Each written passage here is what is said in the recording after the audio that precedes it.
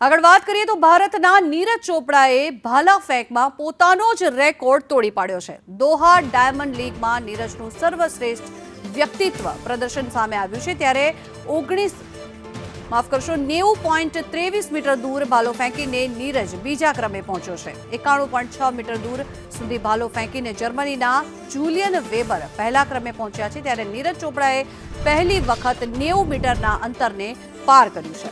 નીરજે પોતાના ત્રીજા પ્રયાસમાં 90.23 મીટર દૂર ભાલો ફેંક્યો અને ત્યાં સુધી નીરજનું આ સર્વશ્રેષ્ઠ પ્રદર્શન છે। 89.45 મીટર સુધીનું તેનું પ્રદર્શન પહેલા હતું તેનો જ રેકોર્ડ તેણે પોતે જ તોડી પાડ્યો છે। 2024ના પેરિસ ઓલિમ્પિકમાં નીરજે 89.45 મીટર દૂર ભાલો ફેંક્યો હતો, જે રેકોર્ડ પોતે જ તેણે તોડી પાડ્યો છે અને 90.23 મીટર દૂર હવે ભાલો ફેંકી બીજા ક્રમે સ્થાન મેળવ્યું છે।